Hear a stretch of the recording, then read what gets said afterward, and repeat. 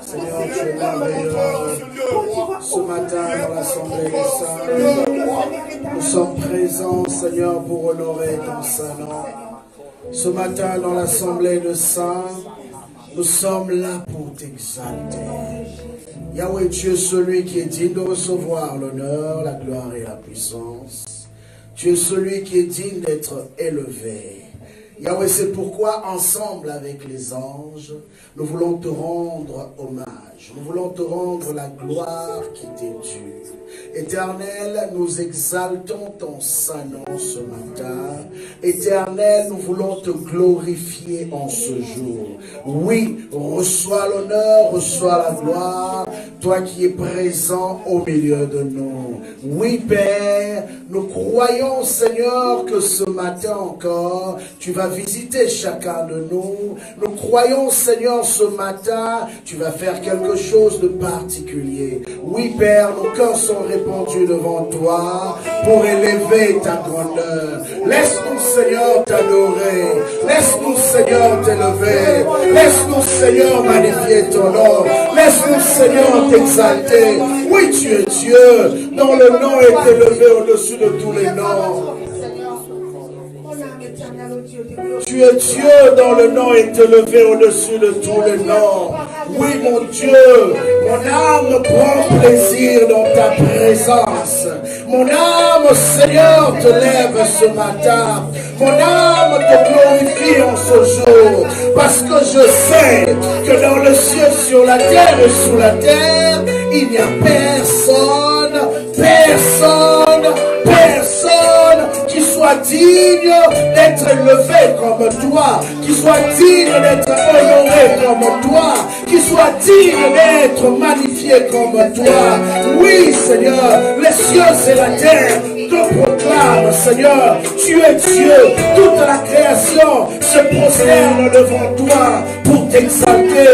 Qui est semblable à toi, mon Dieu? Qui est semblable à toi, mon roi? Qui est semblable à toi, Dieu Tout-Puissant? Alléluia. Laisse-moi, Seigneur, t'élever.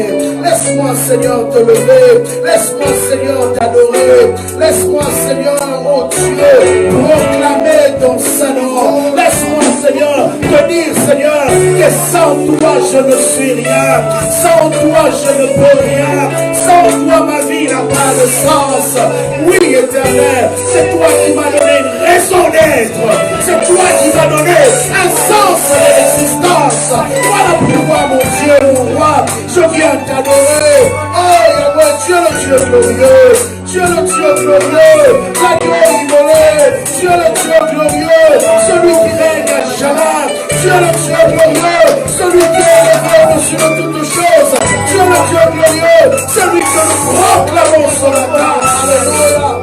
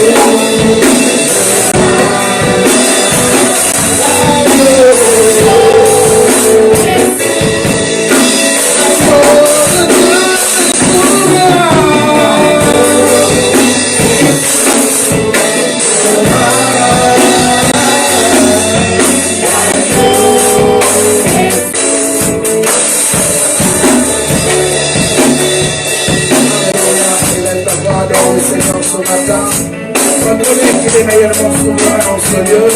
Reconnais qu'il est réellement Dieu en ce lieu. Reconnais qu'il est le seul Seigneur qui mérite cette adoration. Reconnais qu'il est le seul Seigneur qui mérite d'être élevé. Alors le Seigneur ce matin. Alléluia. Agneau de Dieu. Proclamons ton nom. Alléluia. Agneau de Dieu. Agneau de Dieu. Nous exaltons. Agneau de Dieu. Nous bénissons ta sainte présence.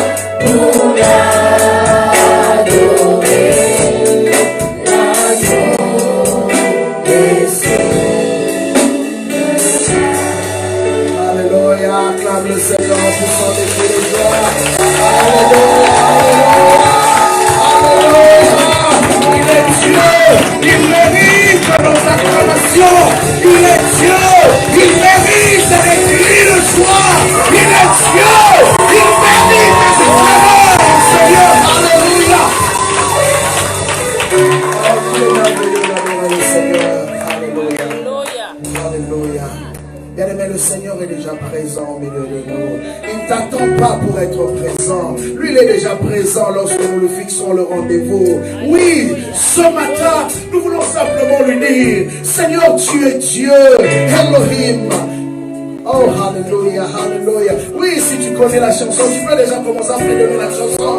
Oui, nous voulons lui proclamer ce soir, ce matin, nous voulons lui dire, Seigneur, viens régner dans l'assemblée de saints, viens régner dans ce lieu. Oui, là où tu es Dieu, Elohim, ancien de jour. Oui, il n'y a personne qui soit plus élevé que notre Dieu. Il n'y a personne dont le règne est le plus ancien que notre Dieu. Alléluia.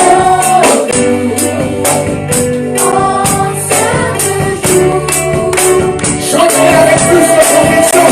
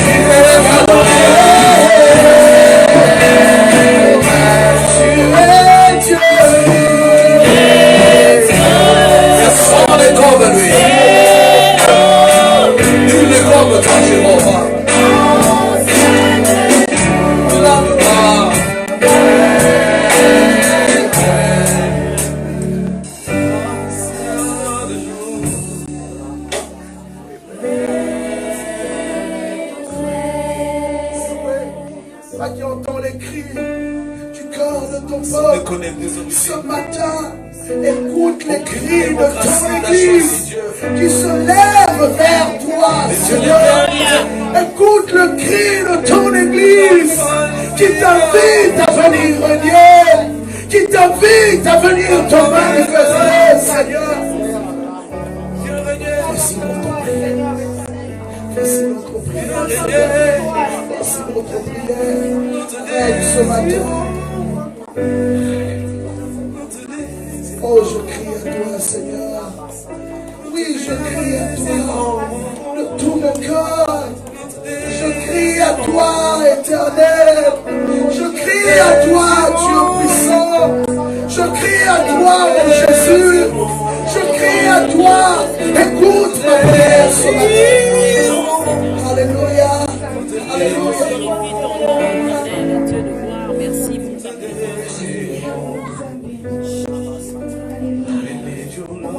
Le psalmiste dit, comme une biche soupire après les courants d'eau, ainsi mon âme soupire après toi, mon Dieu. Oui, ce matin, bien-aimé, soupire après l'Éternel. Ce matin, exprime le cri de ton cœur devant Dieu. Alléluia. Je crie à toi, Seigneur. Je crie à toi, Seigneur.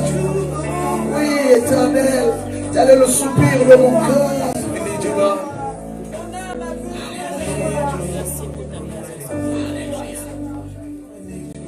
Yes, Lord.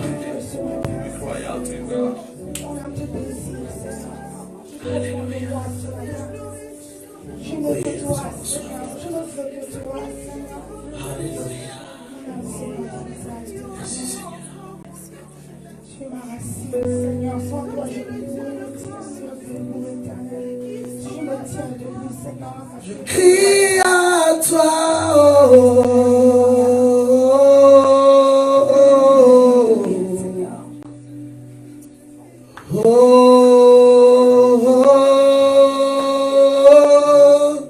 Je crie à toi.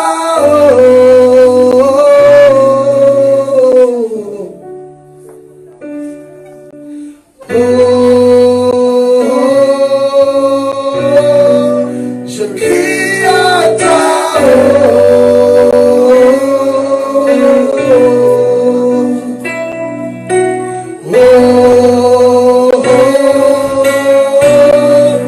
crie à toi. C'est simple comme chanson, ça dit juste ça.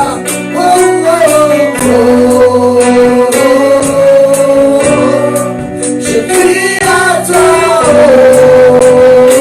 Que cela soit une prière que tu adresses à Dieu ce matin. Je crie à toi.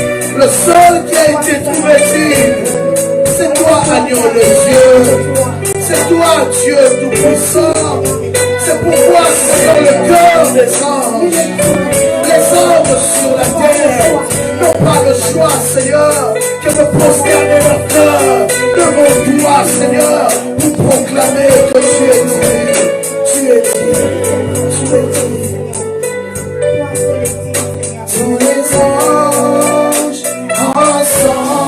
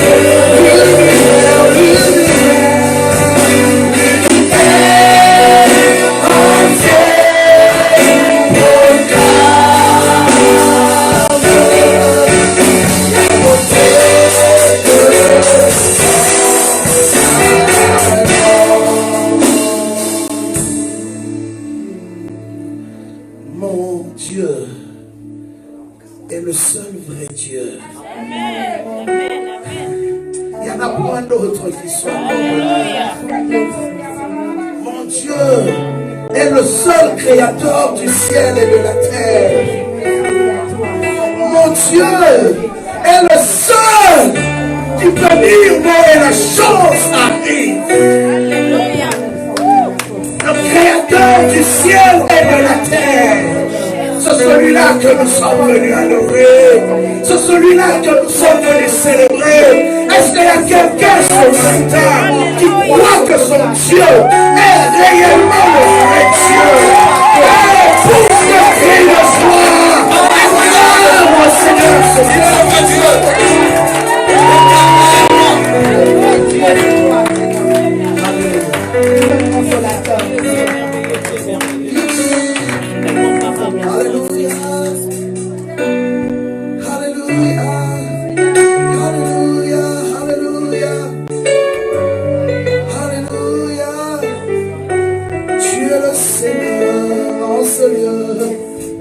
Tu règnes en tant que le vrai Dieu.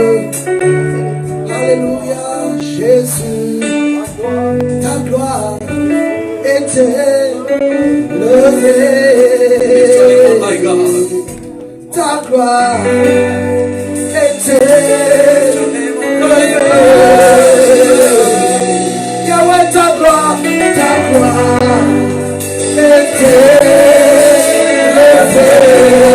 oui, ta gloire, Jésus, ta gloire était levée. Oui, ta gloire, Seigneur, ta gloire était levée. Oh, Seigneur, ta gloire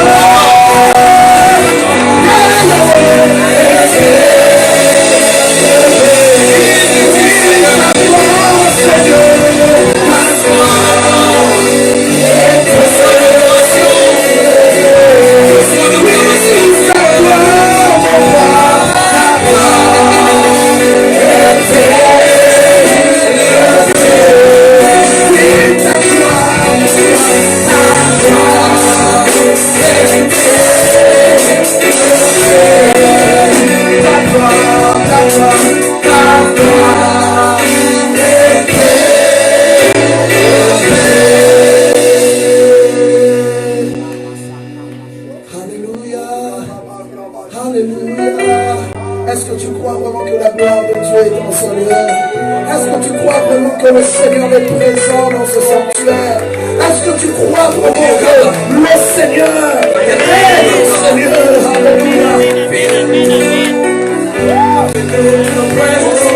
Alléluia. Alléluia, alléluia. Et Yahweh, et Yahweh, et Yahweh. Oh, je crois, Seigneur. Je crois, Seigneur, que tu es là. Je crois que tu es venu pour toucher quelqu'un. Je crois que tu es venu pour parler à quelqu'un. Je crois que tu es venu pour visiter quelqu'un ce matin. Merci pour ta présence. Alléluia. Alléluia. Alléluia, Seigneur, règne. Règne. Mon Dieu est le vrai Dieu, parce qu'il n'a jamais menti. Il est fidèle, éternellement.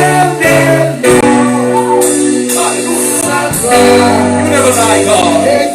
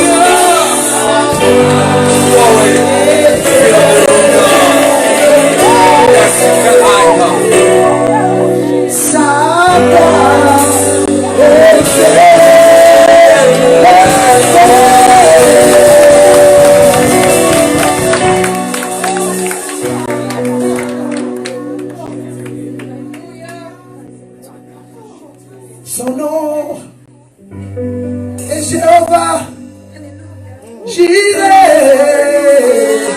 Alléluia. Son nom est Jéhovah Nissi. Son nom est Jéhovah Rapha. El Shaddai.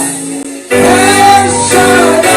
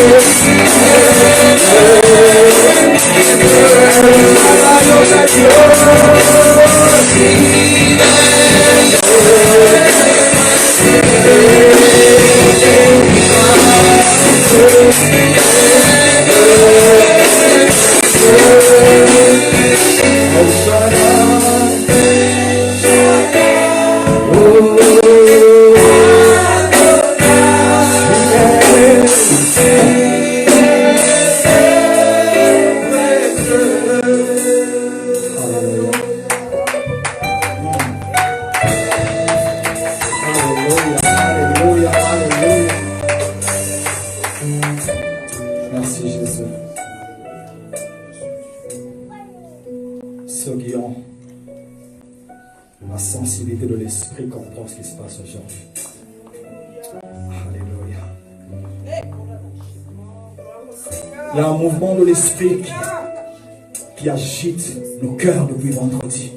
L'homme de Dieu a relâché quelque chose pour ceux qui étaient là.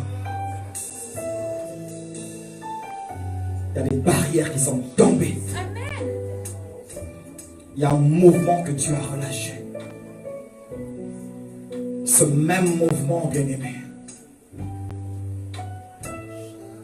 qui le jour où Élie convoqua les 450 prophètes de Baal et d'Astarté, la Bible déclare, il leur dit, vous invoquerez votre Dieu pour qu'il descende le feu et que cela consume l'autel. Et moi aussi j'invoquerai mon Dieu et on verra de qui de nous deux a le véritable Dieu. Et la Bible nous dit que les 450 prophètes de Baal et d'Astarté invoquèrent leur Dieu, quitte à perdre leur voix. Et il leur dit, criez davantage, peut-être qu'il dort. Ils crièrent encore davantage jusqu'au soir. Et leur Dieu n'invoqua pas. Et alors le mouvement de l'esprit vint. Alléluia.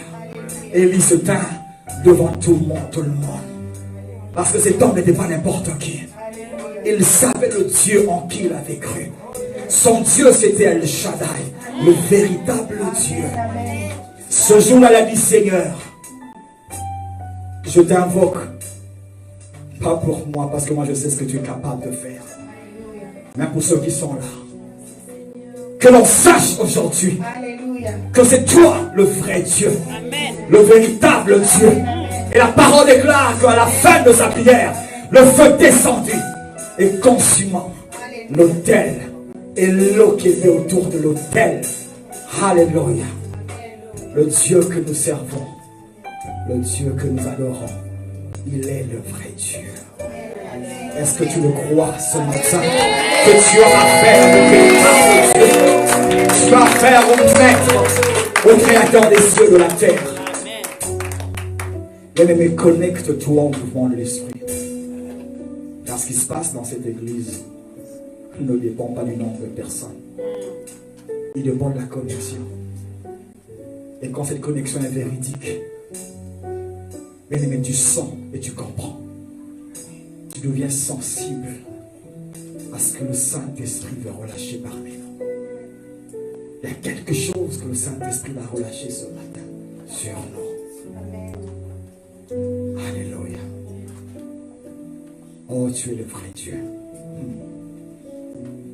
Il est le vrai Dieu.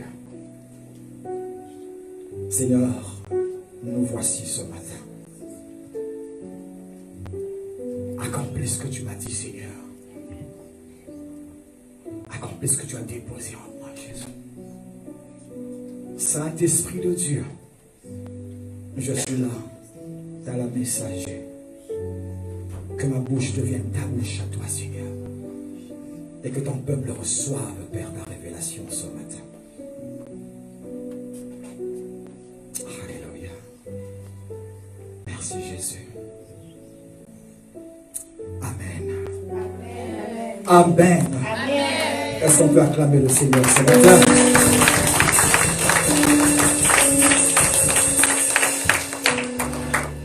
Je suis très heureux ce matin d'être là devant vous. C'est un privilège que Dieu donne. Alléluia. Ce n'est pas un acquis, mais un privilège. Et ce matin, nous bénissons le Seigneur parce que Dieu veut relâcher quelque chose sur tout le monde. Et je demanderai même aux enfants, les jeunes, restez ici dans la grande salle. Dites-leur de rester ici dans la grande salle. Alléluia. Parce que la grâce que Dieu va déposer ce matin, elle est aussi pour eux. Amen. Alors, comme je disais, je suis dans la joie parce que j'aimerais parler de quelque chose de très important. Aujourd'hui, nous allons aborder un thème que j'ai tiré du livre d'Exode chapitre 2. Exode chapitre 2, nous lirons du verset 1er. Exode chapitre 2, verset 1. Alléluia. La Bible déclare ceci.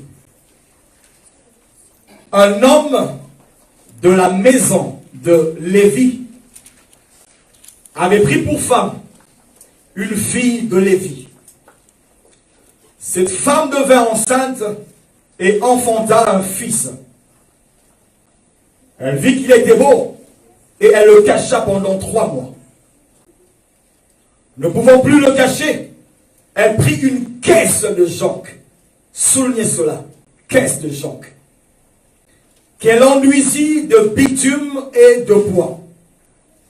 Et elle y mit l'enfant et le déposa parmi les roseaux sur le bord du fleuve. Éternel, voici ta parole, Seigneur. Parle à ton peuple, Seigneur. Que l'onction, Père, oh Dieu, accompagne ce message, Père. Je brise, Seigneur, Père, toute forme de résistance, Seigneur. Je brise toute forme de distraction, de vol de pensée, oh Dieu. Père, je prie pour que le cœur de chacun de nous se transforme, Père, en une terre fertile, Seigneur, pour recevoir ta semence, Père. Et puisque cette semence, Père, puisse germer.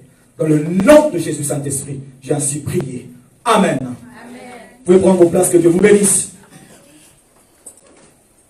Exode 2 nous introduit en nous parlant d'un homme de la maison de Lévi.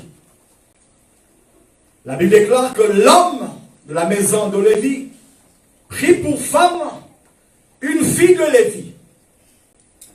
Amen. Et cette femme devint enceinte et enfanta un fils. Mais juste l'introduction de ce chapitre 2 m'a emmené très loin. Juste le premier verset m'a emmené à méditer l'union de ces deux personnes de la maison de Lévi. Alors je me suis posé des questions. Qui est Lévi? Alléluia. Pour les lecteurs de la Bible, Lévi, c'était le 3e fils de Jacob né de sa femme Léa. Alléluia.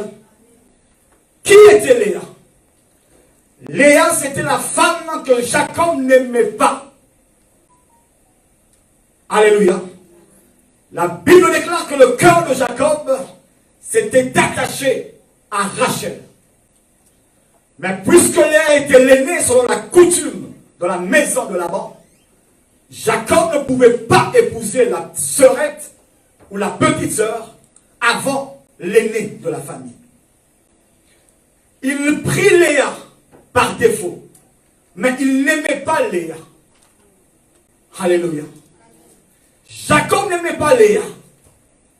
Mais quand tu lis l'histoire de la naissance de Lévi, la Bible déclare dans Genèse 29,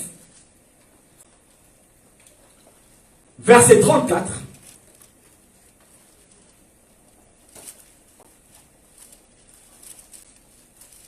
la Bible dit ceci: elle devint encore enceinte et enfanta un fils, et elle dit: pour cette fois, mon mari s'attachera à moi, car je lui ai enfanté 3 fils. C'est pourquoi on lui donna le nom de Lévi. Lévi veut dire l'attachement à Dieu. Alléluia. Alléluia. Lévi veut dire l'attachement à Jacob. Qui était Jacob? La Bible déclare que quand Dieu rencontra Jacob, après s'être battu avec Dieu, Dieu changea son nom. Il dit: tu ne t'appelleras plus Jacob, mais on t'appellera prince de Dieu.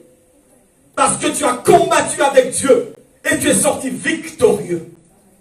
Lévi veut dire l'attachement à la principauté de Dieu.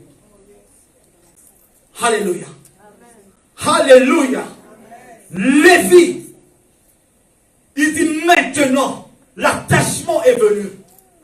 Cette femme qui le savait, que le cœur de Jacob n'était pas attaché à elle. Mais quand elle eut le 3e enfant, c'était Lévi.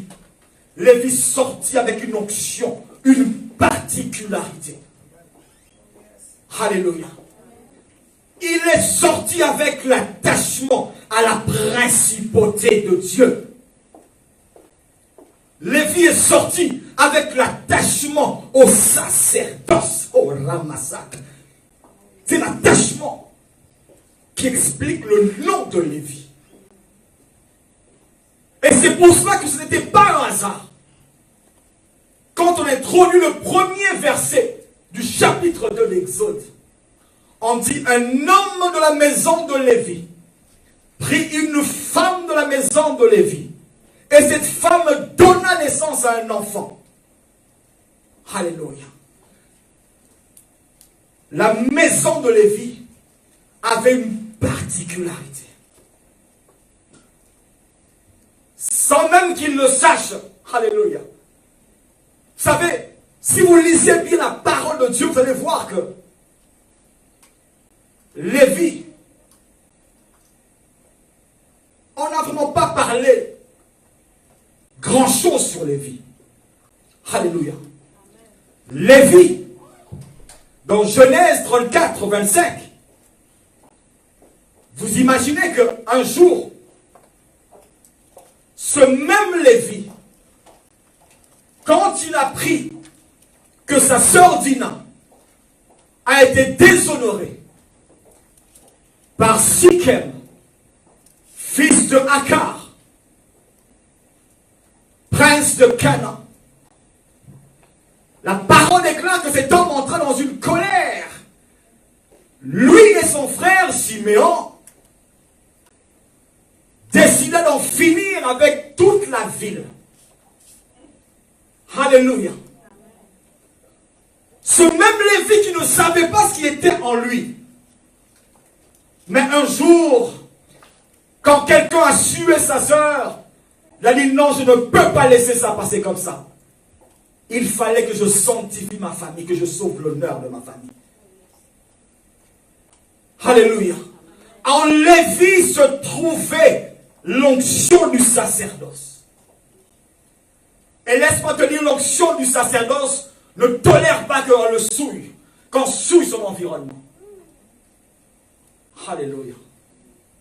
C'est pour cela que Lévi et son frère Siméon, après avoir dit à Akar et Sichem les conditions, parce que cet homme avait violé, abusé de leur sœur, et il envoie son père leur dire, j'aime cette fille, donnez-la moi. Alléluia. La parole est claire qu'on leur a dit, on ne peut te donner notre fille comme ça facilement. Il faut que vous observez quelque chose chez nous. Alléluia. Il y avait l'alliance qui accompagne Israël. Cette alliance, c'est de la circoncision. Alléluia.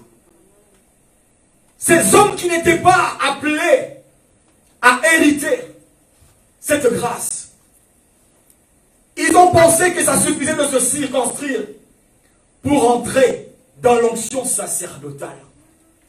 Mais ils se sont trompés ce jour-là. Cette alliance devint un piège pour toute une ville. Parce qu'ils avaient souillé la maison de Jacob. Alléluia. Et la Bible déclare que Lévi et Siméon,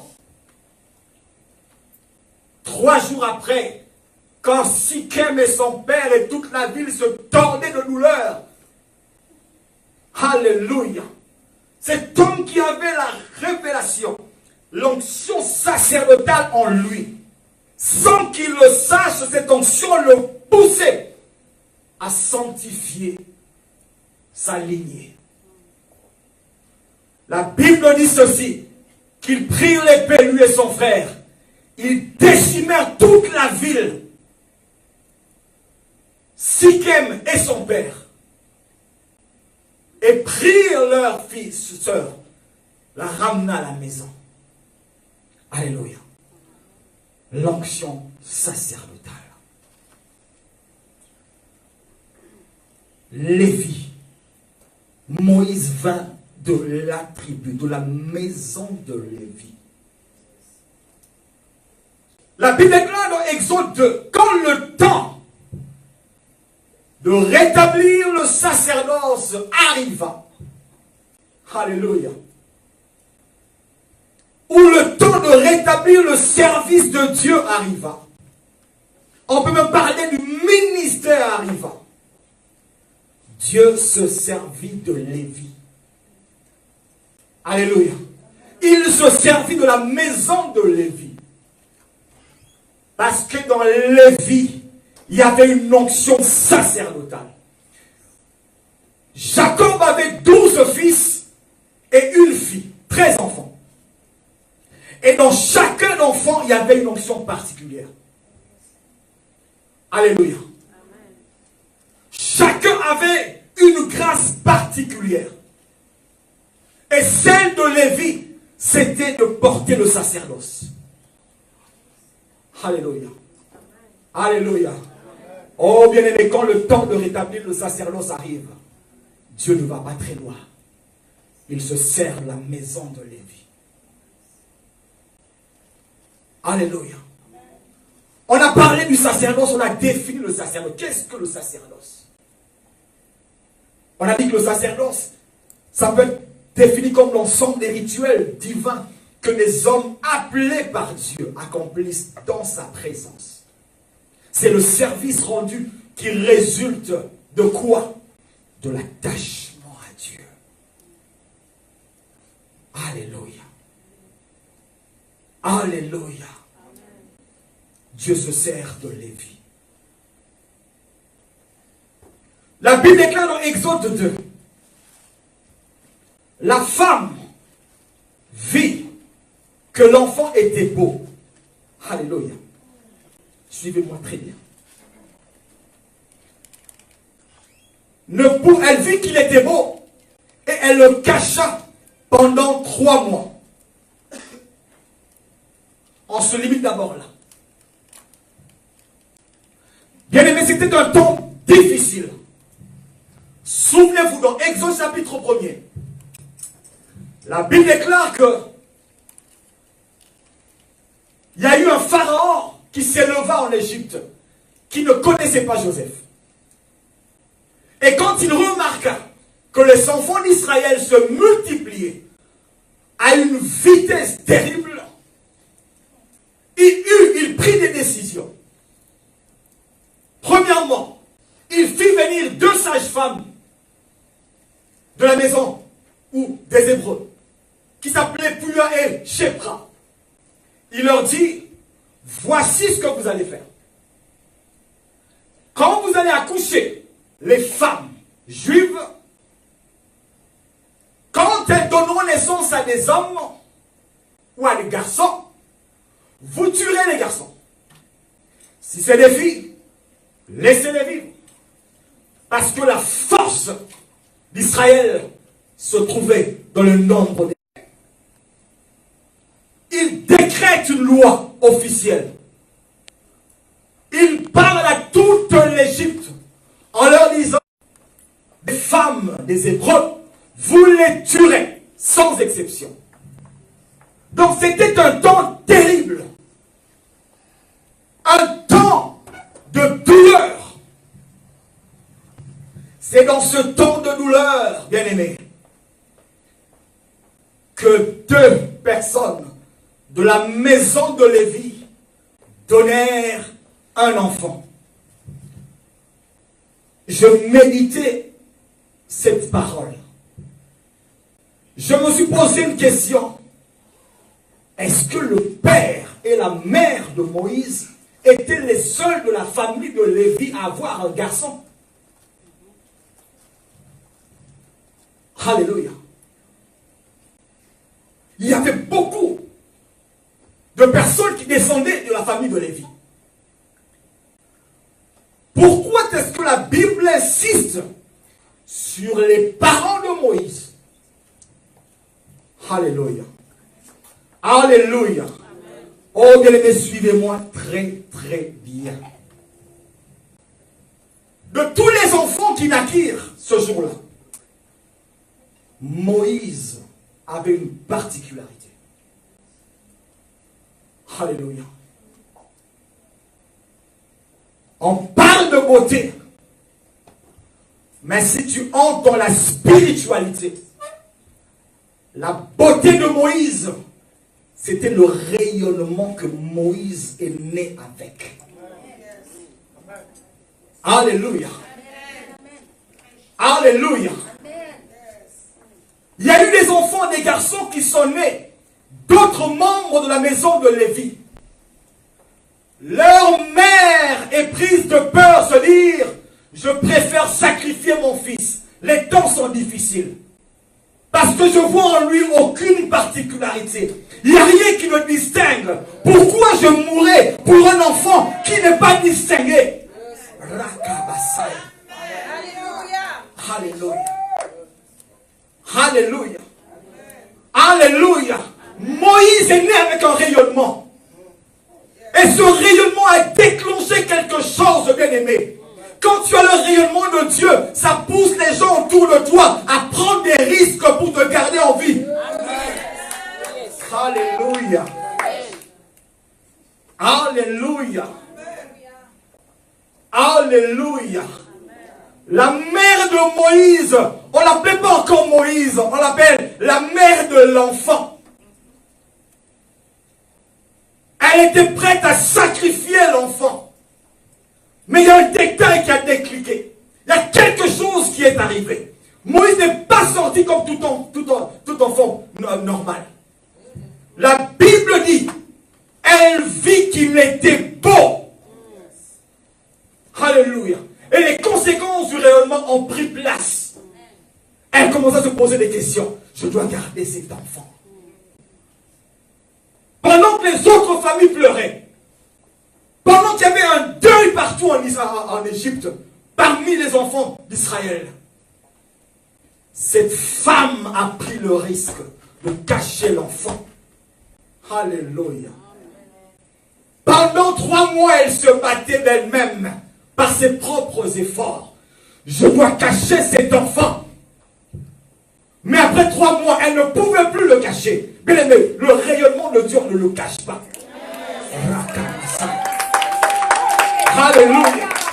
Après 3 mois, elle n'était plus capable de cacher l'enfant. Il fallait que quelque chose prenne place. Alléluia. C'est là que la révélation de Dieu vient. Alléluia. C'est là que Dieu entre maintenant en action. Parce qu'il y avait une particularité. Il reconnaissait cet enfant. Il était à lui. Il y avait une destinée en lui. Et Dieu entre en contact. Et dans le verset 3, la Bible dit ceci. Ne pouvant plus le cacher, elle prit une caisse de jonc. Le thème de notre message ce matin, c'est la caisse de jonc. Alléluia. Elle prit une caisse de jonc. Qu'est-ce que le jonc? Je cherchais la définition du mot jonc. On m'a dit que c'est une plante à tige droite et flexible, avec une particularité. Cette plante, elle ne croît pas n'importe où. Cette plante ne croît que le long des eaux ou dans l'eau. Alléluia. Cette caisse n'était pas faite de n'importe quel matériau. Elle était faite de jonc. Et elle ne se limite pas seulement à prendre une caisse de jonc. La Bible continue. Qu'elle enduisit de bitume et de bois. Elle y mit l'enfant et le déposa parmi les roseaux. Alléluia. Alléluia. Oh bien-aimé. Regarde ce que le rayonnement de Moïse, de l'enfant qui était né, déclenche les choses. Sa destinée ne pouvait pas se limiter à être tranchée la gorge, étant enfant, étant bébé. C'est pas cela que Dieu avait appelé l'enfant. Alléluia. Le rayonnement. Le rayonnement. Si je dois un petit peu ouvrir une parenthèse et parler du rayonnement. Vous savez, le rayonnement, certaines personnes disent que le rayonnement, c'est une forme de aura. Les gens qui sont dans le spiritisme, dans les choses diaboliques, ils savent reconnaître l'aura que tu as sur toi. S'ils te voient, ils voient quelque chose qui embellit ton être abstrait. Alléluia. Le rayonnement, bien-aimé, c'est le résultat de l'attachement profond à Dieu. Alléluia. C'est celui qui est attaché à Dieu, celui qui passe du temps dans la prière au pied du Maître. Ce genre de personnes ont des rayonnements en eux. Alléluia. Vous savez ce que je ris quand je parle du rayonnement? Je me souviens d'un homme de Dieu qui disait, vous savez, le rayonnement peut pousser les gens à faire des choses qu'ils ne savent pas, qu'ils ne contrôlent pas. Un homme qui passe le temps dans la prière et qui a un rayonnement en lui, les gens qui l'approchent font des choses parfois qu'ils ne comprennent pas. Tu vas te réveiller un matin et puis tu vas à la banque retirer 4000 $. Tu vas à La Salle, sur la rue Tremblay, 429. Tu sonnes. Alléluia. Alléluia. Et tu lui donnes les 4000 $. Et tu rentres chez toi. Après, tu te demandes, mais qu'est-ce qui s'est passé? C'est le rayonnement, bien-aimé. Alléluia. Alléluia. Alléluia. Je te parle des choses de l'esprit. Quelqu'un qui a le rayonnement en lui, bien-aimé. Tu ne comprendras pas. Tu n'es même plus capable de lui cacher la vérité de ta vie.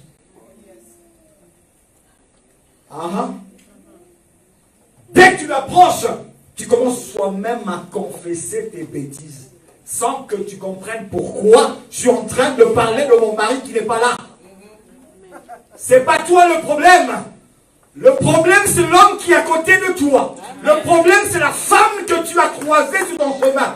Parce que cette personne émet un rayonnement, bien-aimé, qui ne supporte pas le péché, qui ne supporte pas le mensonge. Auprès de ce rayonnement, il n'y a pas de secret. Alléluia. Amen. Alléluia. C'est un secret que je suis en train de partager avec toi. Même si tu décides aujourd'hui de ne plus tomber dans cette histoire, tu tomberas là-dedans parce que c'est un rayonnement de Dieu. Tu ne peux le contrôler, bien-aimé. Ah, j'ai donné 4 000 $. La prochaine fois, je ne donnerai pas. La prochaine fois, je donnerai 25 000. Alléluia. Je te parle de la beauté, le rayonnement qui est sorti du ventre de cette femme de la maison de Lévi. Alléluia. Prenons les exemples du rayonnement. Esther, chapitre 4, 13 à 17. Et Esther 5, 1 à 3. Alléluia. Que dit la Bible? Est-ce que quelqu'un peut me lire Esther 4, 13 à 17? Et un autre peut prendre Esther 5, 1 à 3. Alléluia.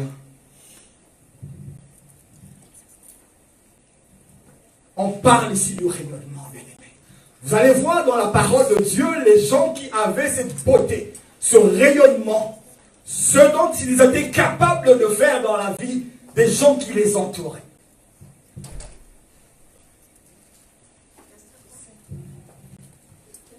Esther chapitre 4.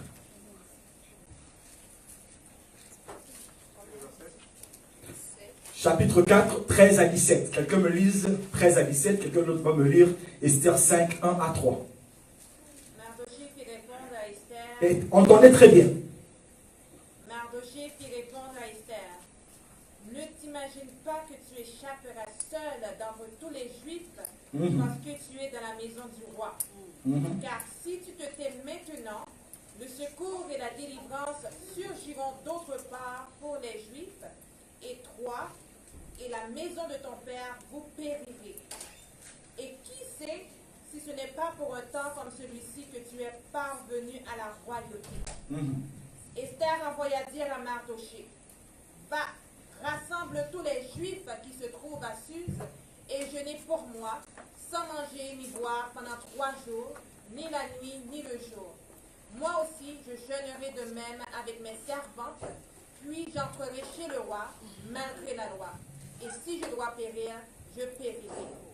Mardochée s'en alla et fit tout ce que Esther lui avait ordonné. Esther 5, 1 à 3. Le 3e jour, Esther mit ses vêtements royaux et se présenta dans la cour intérieure de la maison du roi, devant la maison du roi. Le roi était assis sur son trône royal dans la maison royale, en face de l'entrée de la maison. Lorsque le roi vit la reine Esther debout dans la cour, elle trouva grâce à ses yeux, et le roi tendit à Esther le sceptre d'or qu'il tenait à la main. Esther s'approcha et toucha le bout du sceptre. Le roi lui dit, qu'as-tu, reine Esther, et que demandes-tu? Quand ce serait la moitié du royaume, elle serait donnée. Vous imaginez cette femme? Il y avait un problème parmi les enfants d'Israël. Et son oncle Mardochée vient la voir. Il dit, écoute Esther, il y a un problème. Il y a quelqu'un qui complote contre nous, les Juifs. Il veut nous tuer. Mais parce que toi, tu vis dans la maison du roi, tu dois faire quelque chose. Esther eut peur d'entrer dans la présence du roi. Vous savez pourquoi? Parce qu'il y avait une loi qui interdisait à n'importe qui d'entrer dans la présence du roi sans y être invité. Mais Esther dit à Mardochée, priez pour moi. Ils jeûnèrent. Quand j'ai lu cette parole de Dieu, je me suis dit, waouh, j'imagine que quand Mardochée priait, sa prière c'était Seigneur, donne un rayonnement à Esther. Amen. Alléluia. Ils prièrent tous, ils voulaient qu'il y ait un rayonnement à Esther. Et après 3 jours, cette femme s'arrangea et entra dans la maison du roi. Quand elle entra, le rayonnement se mit en action. Le roi ne savait même plus qu'il y avait une loi qui interdisait à qui que ce soit d'entrer dans sa présence sans y être invité. Mais le rayonnement de Dieu, bien-aimé, ça brisait cette loi. À tel point que le roi lui demandait, qu'est-ce que tu veux? Tu veux le royaume, je veux te le donner. Alléluia. Alléluia. Oh bien-aimé, il y a une gloire ce matin. Il y a quelque chose que le Saint-Esprit veut déclencher dans ta vie. Le Saint-Esprit veut te donner un rayonnement, bien-aimé. Tu en as besoin. Alléluia. Tu en as besoin. Nous vivons un temps terrible où les gens sont prêts à sacrifier leur corps. Les gens sont prêts à sacrifier leur âme. Ils sont prêts à sacrifier père et mère pour sauver leur vie. Tu as besoin du rayonnement, bien-aimé. Tu en as besoin. Dans Exode 34, 29 à 30, la Bible déclare qu'un jour Moïse monta sur la montagne de Sinaï. Il était parti pour parler à Dieu. Et quand il descendit de cette montagne, il y a une particularité qu'il a ramenée avec lui. Son visage rayonnait. Et parce que son visage rayonnait, ça produit la crainte de Dieu. Les gens avaient craigné et Dieu et Moïse. Lisez-le dans Exode 34, 29 à 30. Bien-aimé, quand tu as le rayonnement de Dieu, les gens vont te craindre. Sans même qu'ils le sachent. Ils disent, cet homme-là, il ne faut pas niaiser avec lui. Alléluia. Il vit dans la maison du roi. Il vit dans la présence de Dieu. Alléluia. Alléluia. Oh, le rayonnement. Que dire du rayonnement? Matthieu 2, 1 à 12. Là-bas, on parle des mages, des gens spirituels, des gens, des magiciens. Mais ils ont reconnu un rayonnement. On doit aller vers ce rayonnement. Quand Jésus-Christ est né, il naquit avec un rayonnement qui a déplacé des mages pour venir lui rendre visite. Je ne sais pas quelle était la motivation des mages, mais arrivés là-bas, ils ont donné de l'or et de l'encens. C'était des magiciens. Peut-être qu'ils y allaient pour lui faire du tort. Mais à cause du rayonnement qui accompagnait Jésus-Christ, ces hommes ont lâché de l'or. Alléluia. Alléluia. Alléluia. Des magiciens qui lâchent l'or, qui lâchent l'encens, et qui ne retournent même pas chez Hérode pour lui dire où se trouvait l'enfant. Le rayonnement leur a dit, écoutez, il s'agit de l'enfant, il s'agit du sauveur du monde. Vous n'emprunterez plus cette route, vous allez emprunter un autre chemin. Alléluia. Alléluia. On peut passer du temps à parler du rayonnement. Mais le rayonnement peut aussi produire la jalousie. Souvenez-vous de Joseph. Alléluia. Cet homme est né avec un rayonnement que lui-même ne comprenait pas. Il voit des rêves, va expliquer à ses frères, écoute, je vous vois, vous inclinez devant moi. Alléluia. Alléluia. Lui ne comprenait pas, mais ses frères avaient déjà vu quelque chose de différent en lui. Ça produit la jalousie.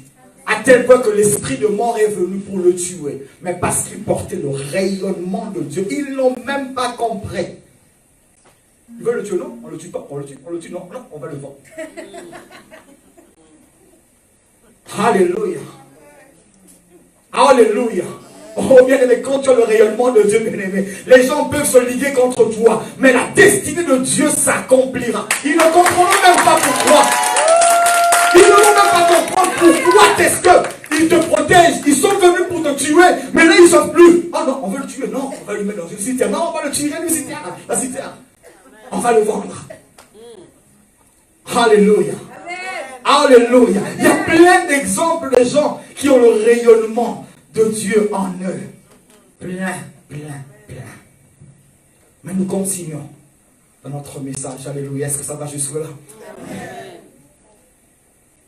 On parle ici d'une famille en qui Dieu avait déposé le sacerdoce en eux. Le sacerdoce. Dans le livre de Pierre 2,9, on le sait tous, la Bible déclare une chose. Il a fait de vous une race élue, un sacerdoce royal. Alléluia. Même Jésus, quand il est venu, Jésus était venu rétablir le sacerdoce.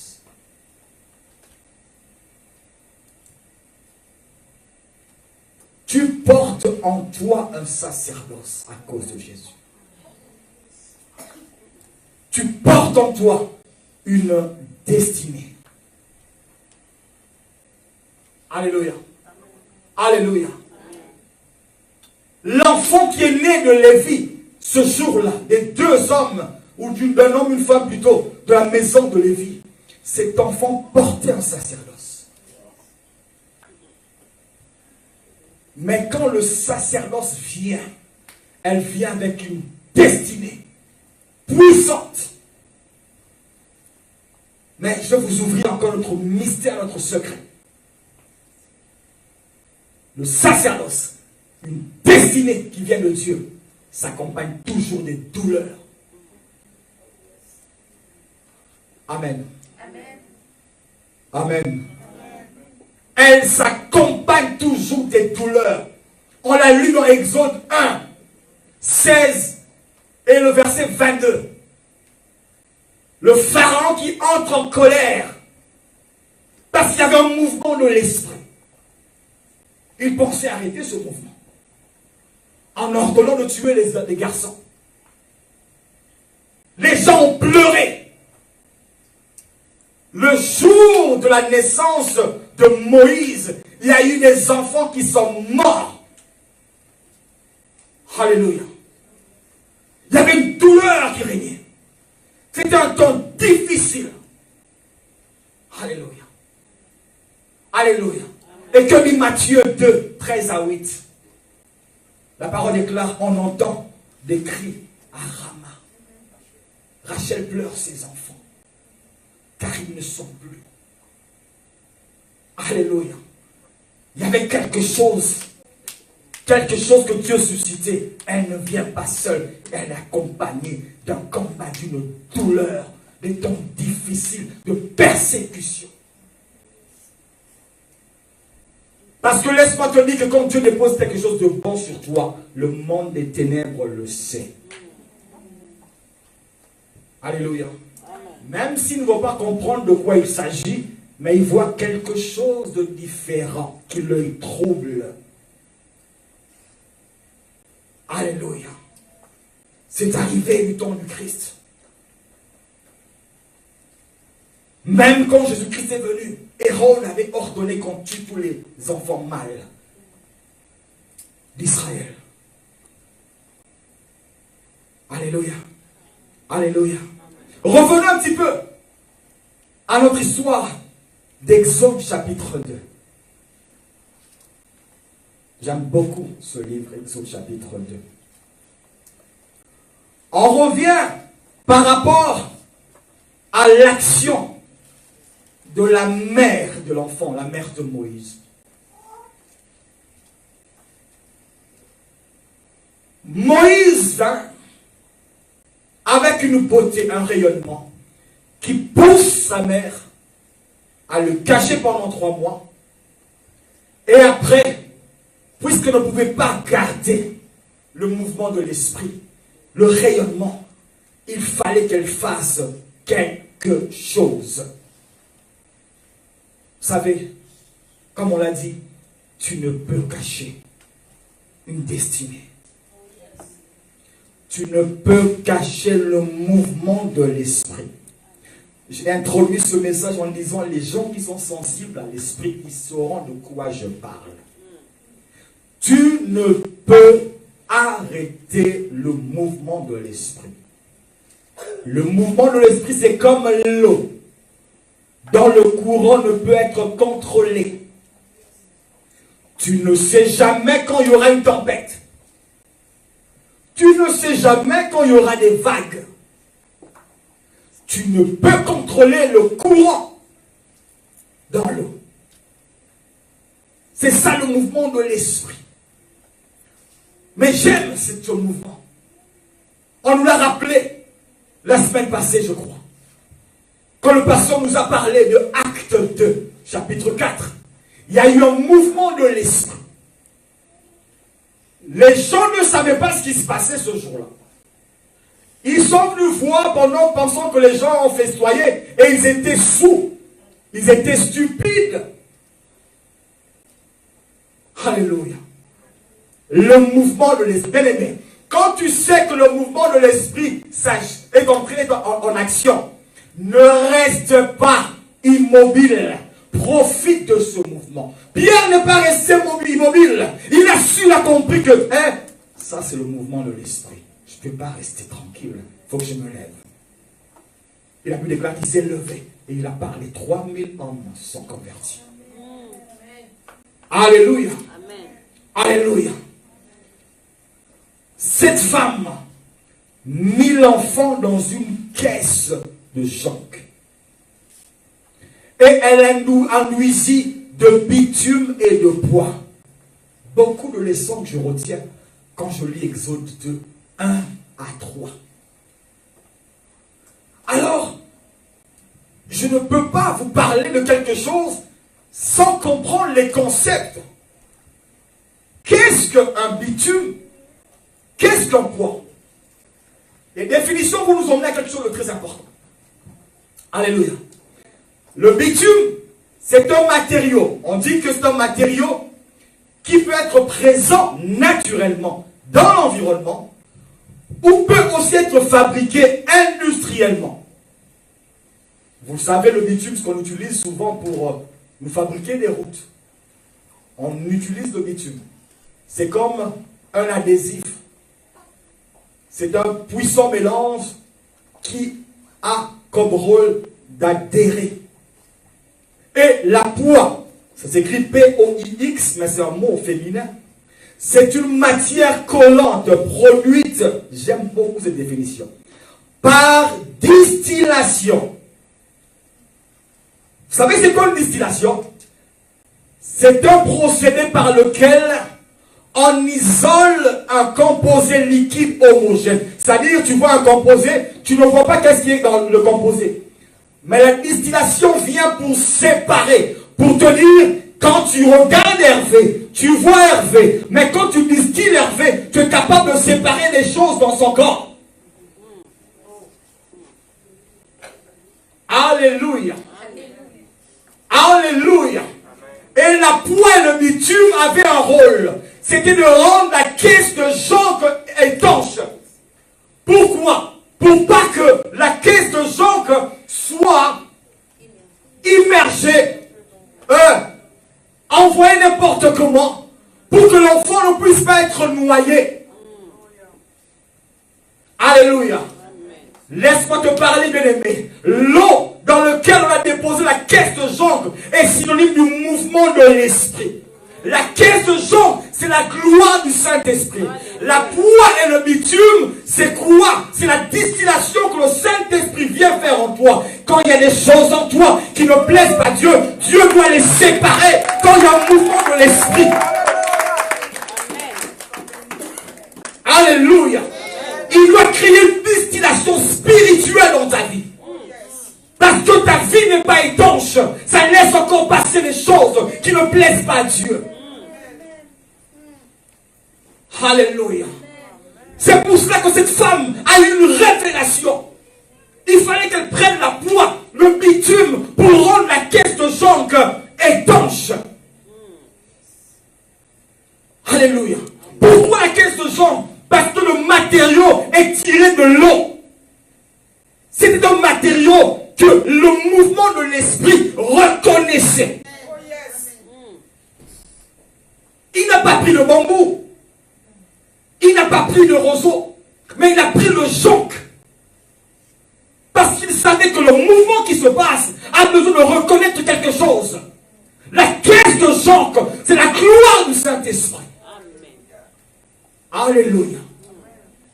Bien-aimés, plein de personnes sont mortes.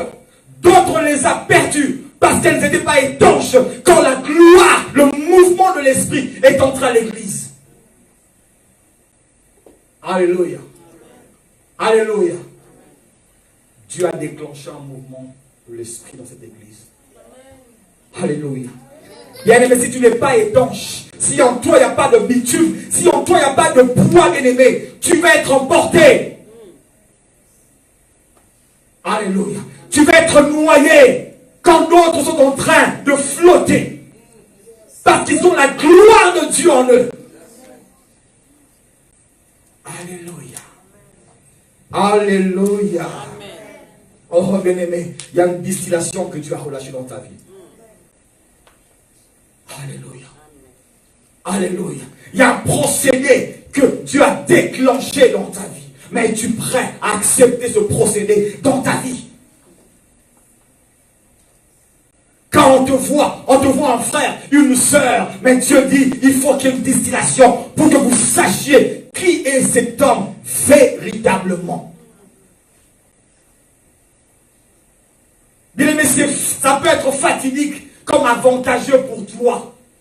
Quand tu entends ce genre de paroles, de te dire, il est temps pour moi de lâcher des choses qui ne me rendent pas étanche dans la gloire de Dieu. Que tu le veuilles ou non, il y a une gloire de Dieu qui va se déclencher. Que tu sois prêt ou non, il y a une gloire de Dieu qui va se déclencher. Mais la question de savoir, es-tu étanche? Alléluia. Alléluia. Alléluia, alléluia, alléluia. Le temps est venu que tu crées une séparation avec le monde. Le temps est venu que tu crées une séparation avec le péché. Romains 13, versets 11 à 14. La parole déclare, ne savez-vous pas que la nuit est avancée et le jour approche? Dépouillez-vous des œuvres du ténèbre pour revêtir tout ce qui est de lumière. Alléluia. Alléluia. Oh, il y a un mouvement de l'esprit. Les gens spirituels comprennent ce que je parle. Il y a un mouvement de l'esprit. Il y a un mouvement. Alléluia. Alléluia. Alléluia. Alléluia. Un mouvement de l'esprit. Vous savez, le mouvement de l'esprit s'impose. Alléluia. Il s'impose. Que tu veux ou non, il s'impose. Alléluia. Mais il y a un secret spirituel là-dedans. Deux mouvements de l'esprit ne peuvent cohabiter. Deux dimensions ne peuvent cohabiter. Alléluia. Alléluia. Alléluia. L'un doit soit s'incliner, parfois même disparaître, pour que l'autre soit élevé. Alléluia. Luc 1.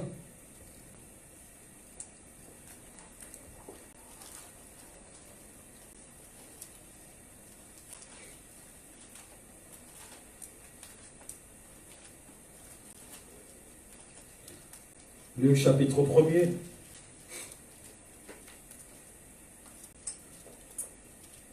On va parler de quelques exemples.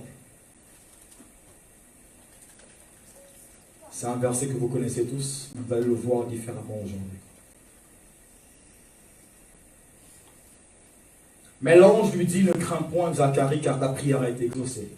Ta femme Élisabeth t'enfantera un fils, et tu lui donneras le nom de Jean. Il sera pour toi un sujet de joie, d'allégresse, et plusieurs se réjouiront de sa naissance. Car il sera grand devant le Seigneur.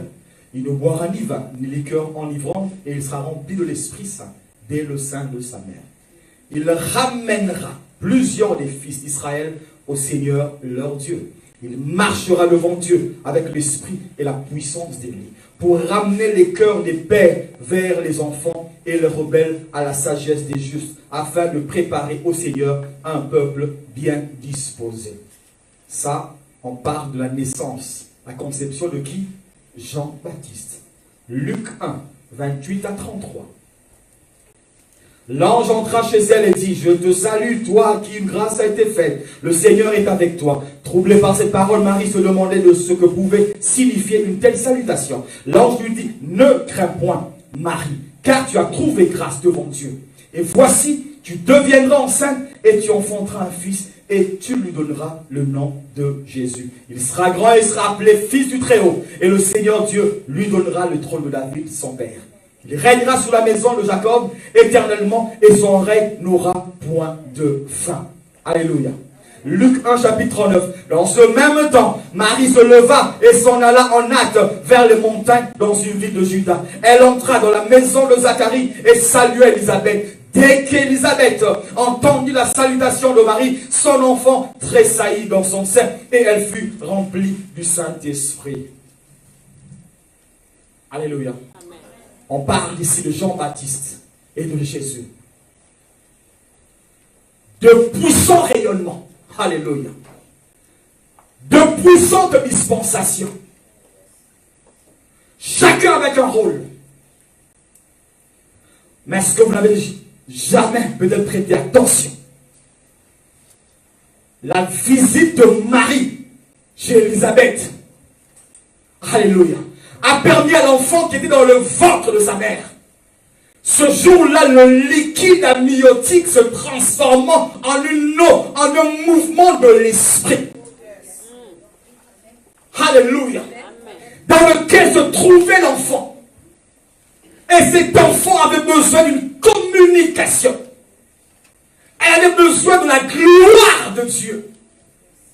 On devait le rendre étanche pour la mission qu'il attendait. Alléluia. Mais cette parole ne se limite pas là. Il y a une autre révélation. Ce jour-là, le sang de Jean-Baptiste fut scellé. Ah ouais. Lisez la Bible très bien. Quand Jésus commença son ministère, la dispensation de Jean-Baptiste devait s'arrêter. La Bible déclare ce même Jean, quand il vit Jésus lui dit, tu es le Fils de Dieu, je ne suis pas digne de desserrer les courroies de ses sandales. C'était le temps de Jean-Baptiste. Mais quand ce temps termina, il envoya ses disciples devant. Posez-lui la question, est-ce que c'est lui qu'on attendait? Oh bien aimé, qu'est-ce qui s'est passé dans la vie de Jean-Baptiste? Sa dispensation était terminée. Sa mission était terminée. Il ne pouvait plus comprendre les choses qui se passaient devant lui. Alléluia. Alléluia. De la même façon que l'enfant a tressailli ce jour-là, de la même façon que l'Esprit lui a dit, voici mon petit, toi, après 3 ans, regarde ce qui va t'arriver, ton sang est scellé, tu mourras pour laisser place à la dispensation messianique. Alléluia. Alléluia. Deux dispensations ne peuvent cohabiter, bien-aimés. Ne vous trompez pas qu'il y a 2 serviteurs de Dieu, des pasteurs dans une même église, avec un très puissant rayonnement. Et Dieu fera un jour que l'un lâche, qu'il parte ou il s'incline. Tu ne peux pas avoir 2 serviteurs avec le même rayonnement, avec le même... Ça, tu ne peux pas. Alléluia. Soit il y a un qui va s'incliner, ou soit il va partir. Alléluia. Alléluia. Alléluia. Que dirons-nous de Genèse 50? Revenons dans l'histoire de Joseph. La Bible déclare que Joseph, c'était le premier fils biologique de Rachel avec Jacob. Mais Joseph avait reçu une dispensation particulière. Ah là là, j'ouvre encore l'autre parenthèse, un mystère.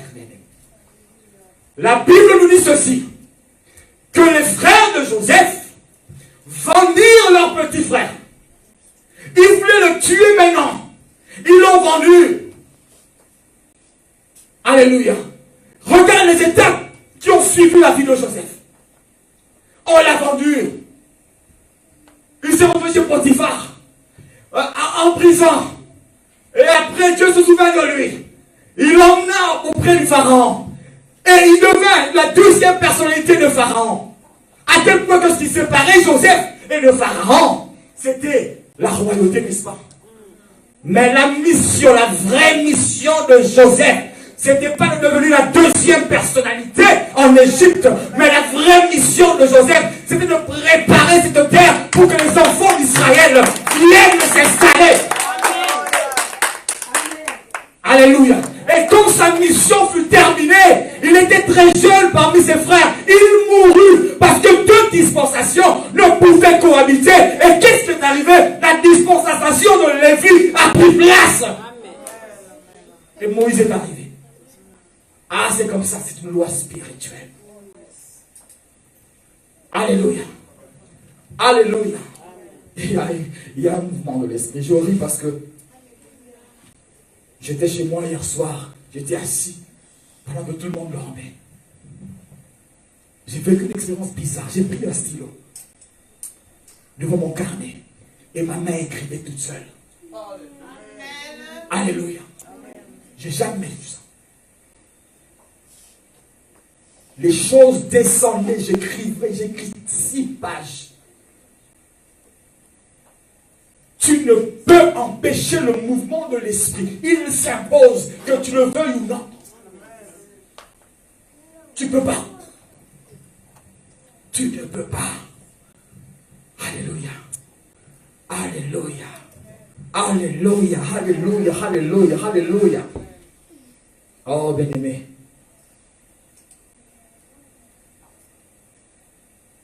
Dieu est bon. J'aime le mouvement de l'esprit. Mais Dieu, il envoie la maman de Moïse. À cette époque, on l'appelait l'enfant. Mais pour que l'enfant devienne Moïse, il fallait que l'enfant soit déposé dans une caisse de jonc, dans laquelle il y avait du bitume et de la poudre. Il fallait qu'on prenne cette caisse, qu'on la mette dans l'eau. Alléluia. Ça ne se limitait pas là. Cette caisse devait dériver jusqu'à la fille de Pharaon. C'est quand la fille de Pharaon vit l'enfant qu'elle lui donna le nom de Moïse, tiré des eaux. Alléluia. Moïse voulait aussi dire l'attachement de Dieu, le résultat de l'attachement de Dieu. Alléluia. Alléluia. C'est pas sa mère biologique qui lui donna le nom de Moïse. C'est la fille du Pharaon. Alléluia. Bien-aimé, il y a une identité spirituelle, comme on nous l'a dit, que tu n'auras pas tant et aussi longtemps que la fille du Pharaon ne t'a pas encore pris des eaux. Alléluia. Alléluia. Alléluia. L'identité de Moïse, le nom Moïse, ne pouvait pas devenir effectif tant et aussi longtemps que la fille du Pharaon ne l'avait pas sorti des eaux. Alléluia. Oh bien-aimé, tu veux que Dieu t'utilise. Tu veux la gloire de Dieu. Tu veux la puissance de Dieu. Mais tant que le monde ne t'a pas encore saisi, tu ne deviens pas Moïse.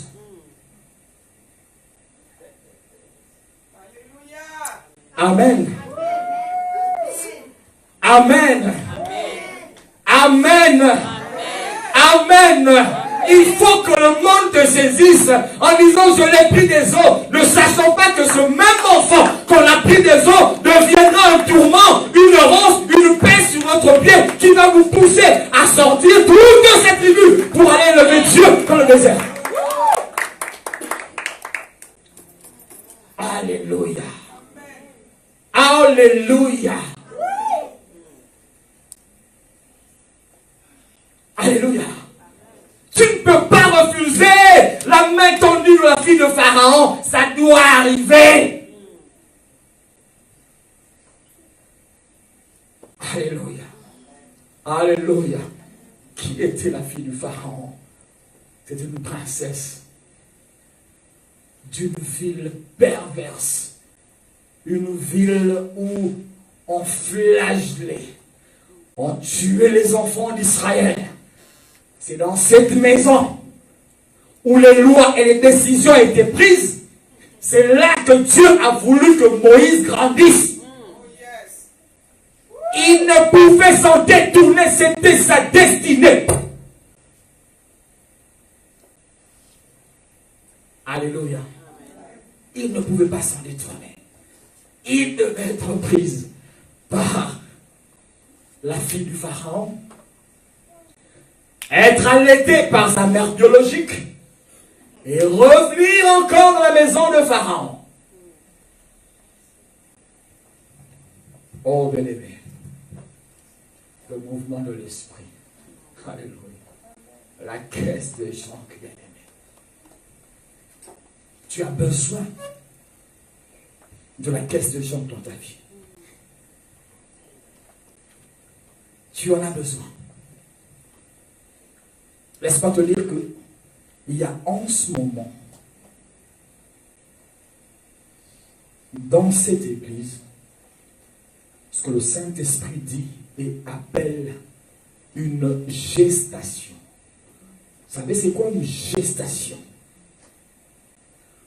La gestation, c'est la période durant laquelle une femme est enceinte. Et pour chacun d'être vivant ici sur terre, il y a une période de gestation. Pour chacun de nous ici présents, le Saint-Esprit dit qu'il a mis en vous une période de gestation.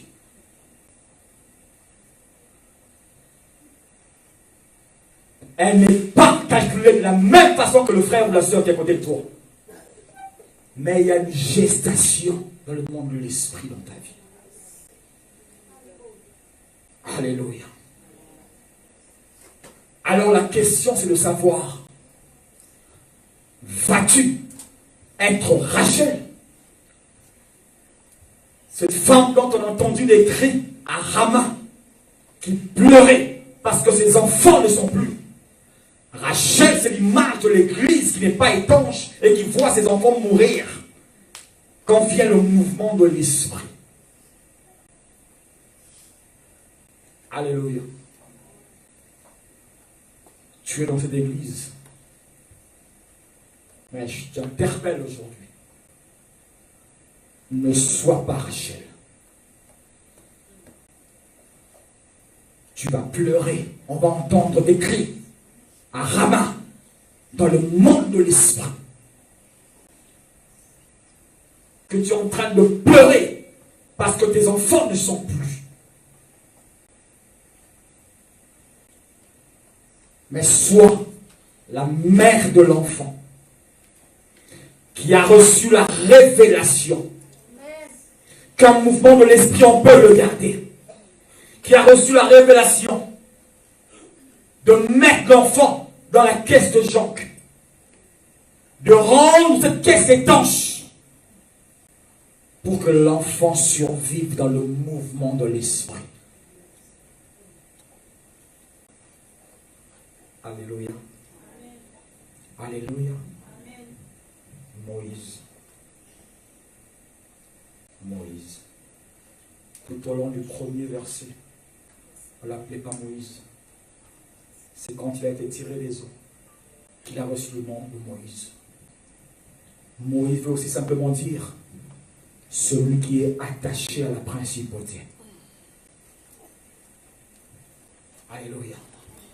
La Bible déclare que Dieu a fait de nous un sacerdoce royal. Ton attachement ne dépend plus de Jacob, mais ton attachement est entré dans une nouvelle dispensation. Il s'attache maintenant directement à l'olivier de ville. Il s'attache directement à Jésus-Christ. Alléluia. La caisse de Jean. La gloire de Dieu. Jésus dit dans Jean 16, il dit, il est avantageux pour vous que je m'en aille.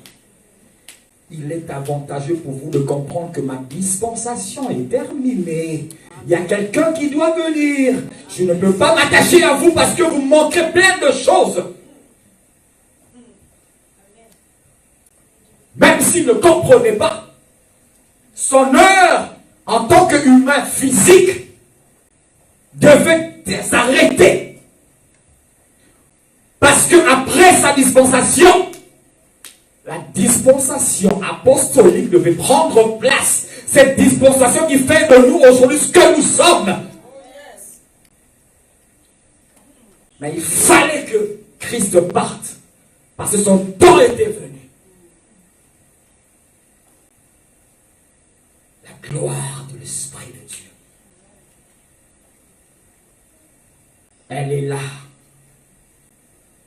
Mais pour qu'elle soit étanche, il y a un travail que tu dois faire. Alléluia. La gloire est là. Dieu a relâché la gloire. La caisse de Jean est là. Mais ne dépose pas l'enfant sans qu'elle soit étanche. Le Saint-Esprit nous parle ce matin. Et il te demande, es-tu prêt à entrer dans la caisse de Jean?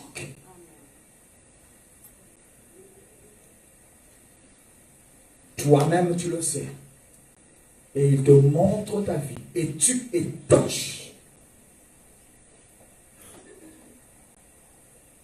Parce qu'il y a un mouvement de l'esprit que tu ne peux arrêter. Qui a déjà commencé. Avez-vous déjà vu une boîte qui a des trous qui est percée qu'on dépose dans l'eau? Vous savez ce qui se passe? Il continue son mouvement tout en coulant. Si tu n'es pas étanche, tu auras l'impression, toi aussi, d'entrer dans le mouvement de l'esprit. Mais tu vas en coulant. Alléluia. Est-ce qu'on peut se tenir debout? On veut tous se tenir debout ce matin, on veut prier. Alléluia, alléluia.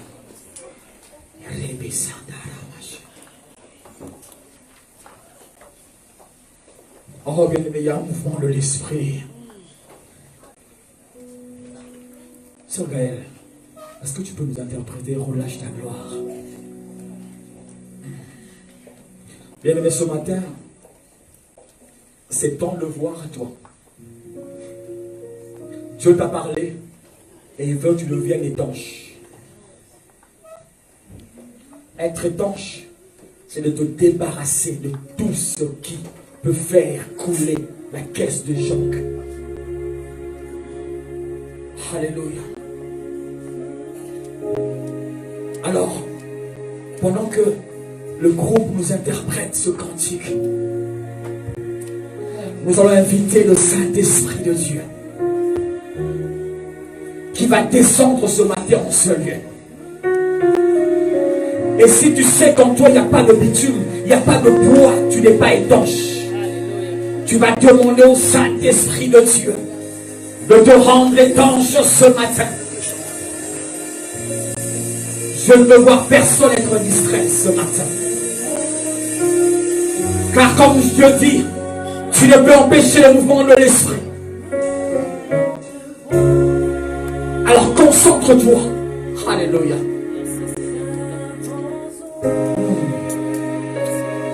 Alléluia.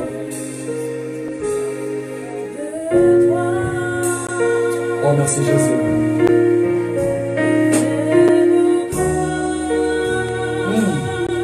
Saint-Esprit de Dieu.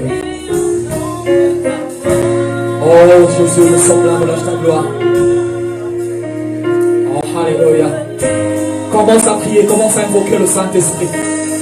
Parle-lui par rapport à ton cas. Parle-lui par rapport à ce que tu es vraiment. Dis-lui, Seigneur, je ne suis pas étanche. Alléluia.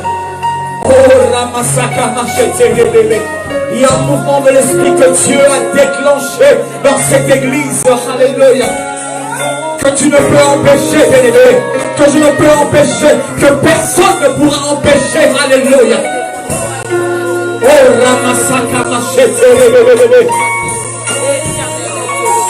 Oh, Saint-Esprit de Dieu, nous sommes dans ma Seigneur. Père, rends-moi étanche, rends mon frère étanche, rends ma soeur étanche, alléluia. Parle à ton Dieu, bien-aimé, parle à lui. J'entends les hommes et les femmes prier.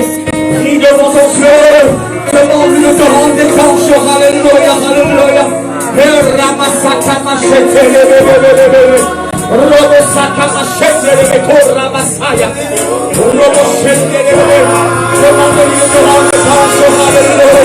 Oh, il y a un mouvement de l'esprit ce matin. Alléluia, alléluia, alléluia. Esprit de Dieu, Père, Esprit de Dieu, je t'invoque ce matin. C'est de tout ce peuple. Tu laisses que tu ne te pas étonner de Dieu. Faire accomplir le travail de fond. Seigneur, envoie la foi de l'issue, Seigneur, oh Dieu, alléluia.